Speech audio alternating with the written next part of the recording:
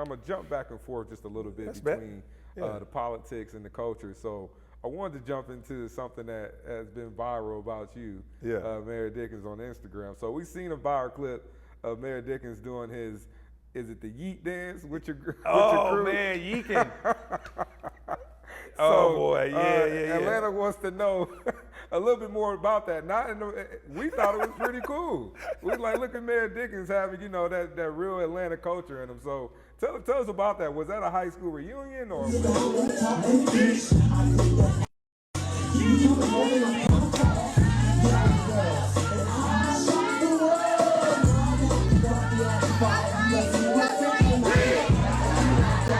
What was that? Yeah. Where were you?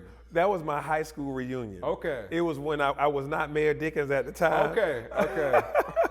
So it was a high school reunion. I think it was like my 20th. I can't remember. Maybe it might have been my 30th. I don't know if I was moving that well at my 30th. So maybe it was my 20th high school reunion. So I used to have a dance group. We were called Off Limits. I know y'all about to make a meme off of me. Okay. But at Mays High School, we had dance crews, and we would compete against Doug High School, Southwest DeKalb, Columbia High School, where Chris Tucker went, Banneker, Tri-Cities, Westlake. Now, that was the name of those schools. So it was a thing, man. You had all kinds of the Stray Cats. You had International Party Rockers, and I know these in excess. I mean, we had like crew names, right? And so you have your dance routines, and we have talent shows, and you win like $1,000 prize, a $500 prize. So we were always battle ready. You go to what's now Cascades, it'd be Jelly Beans or Skate Town or Golden Glide Skating Ring. You had your routine ready. You see somebody from Atlanta Party Rockers or International Rocking Crew or whatever, I forget their name, and we go at it. We dance and compete, And so we had 8 to 10 members depending on the years. I was not the leader of the crew, but I was, upper echelon of the crew. I was in it since I was 10th grade, so 10th, 11th, and 12th. So when class reunion happened, we've been, doing the class reunion stuff for like 2-3 days, and like the day before they was like, y'all know y'all got to pull out a routine for us, man. Y'all know we're going to make y'all pull out a routine. And we was Off Limits got to come out. Off Limits got it, man. So look, we like, dude, do you remember the, step 2 or step 2? We had names for them. And I'm like, hey, no. So we practiced in the kitchen of the place that we were at. Okay. We're like in the storage closet of the kitchen of the event hall. Like, man, we practicing. And yeah, man, I did it. Now, what's crazy is the internet was like Instagram didn't even exist when that was shot. I think Facebook maybe have existed, barely. I probably didn't think, I wasn't thinking that this was gonna live to this day. Yes. So yeah, that's us, man. I used to yeek, man, and tear it up. That was our thing, bro. Well, you had the moves. I'm gonna tell you, it looked fly. You didn't get it. After my basketball game, I have to go to American Deli. You got to get the 10-piece lemon pepper hot with the fries and the peach drink. Don't forget the ketchup. Well, thanks for sharing that. So I'll go into, and I know we had a moment before you got on set.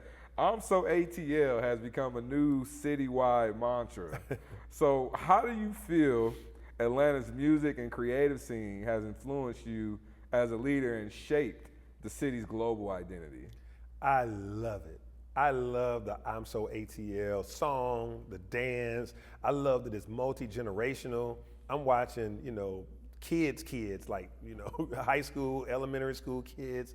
I'm watching grown folks do it, college folks. It's multi-generational. I love that. I love anything that we can do in unity and unison. So I'm pretty happy about that. Okay. We were saying I'm So ATL maybe about 10 years ago, and I had shirts and everything because we were talking about little stuff that makes you so ATL. I'm so ATL, I remember when this happened, or I'm so ATL, I love to do this still. But it's important when Amaretta talk about that's not Atlanta. You kind of just gotta know we love this city. Atlanta influences everything. We wear it on our shirts. When I'm traveling, I'm always got on something that's Atlanta. A friend of mine said, man, Atlanta folks love talking about Atlanta. Y'all love wearing Atlanta clothes, y'all, like all day, every day. I got every Braves, Falcons, Atlanta United, Atlanta Dream, Hawks, everything. But when it comes to our music, nothing beats Atlanta music. I mean, we own hip hop right now. If you want an album produced, you're gonna get a producer from Atlanta for sure.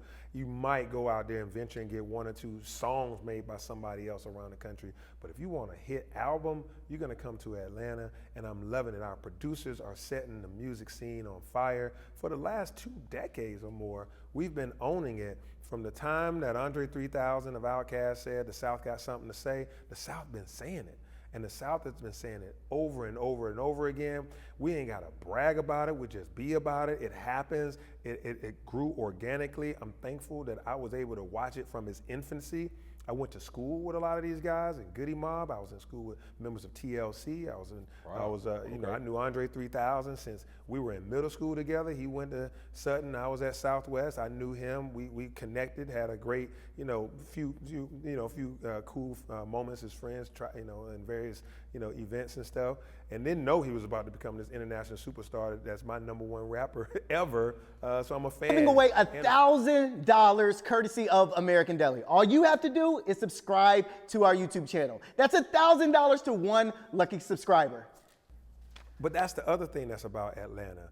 You can be a friend of a celebrity and he or she is just as cool with you as they are with billionaires, millionaires, or they're getting serenaded in Germany for their songs, but when they're back in Atlanta, we're just hanging out. We just dap up. If I want to text 2 Chainz right now, I watched him on a show, I texted him. I was like, yo, that's crazy. He texted me back, boom. I can hit up Killer Mike, hit up T.I.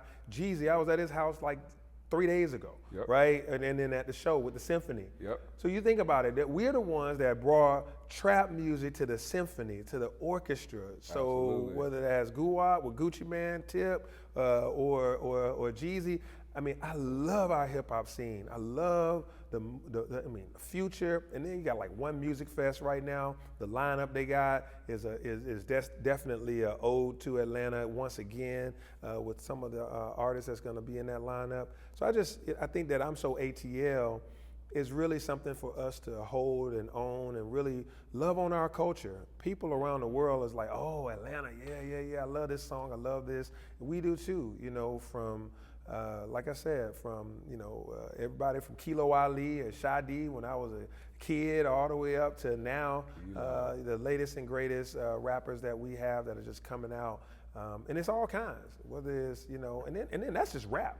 And then of course Usher and like I mentioned TLC and on and on and on, man. We got everything from when Gladys Knight took the midnight train to Georgia to all of the hits that have come out of the ATL. And don't sleep on our gospel scene. It's crazy, so it's good too. Yeah, and like you, I'm an Atlanta transplant, so I know the Atlanta culture is very embedded in me.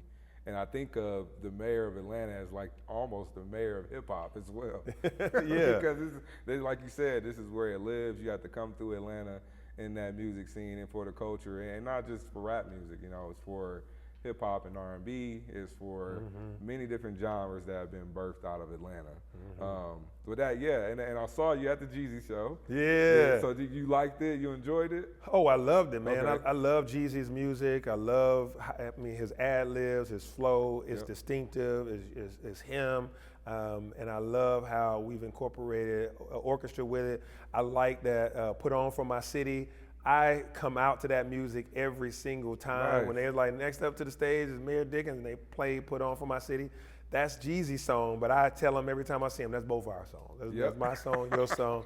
You might have wrote it, produced it, performed it, but I'm right there with you, bro, because it's both ours now, because it's such a great feeling to have friends now that are people who are celebrities that are far more creative than me, but it's a reflection of how much they love Atlanta.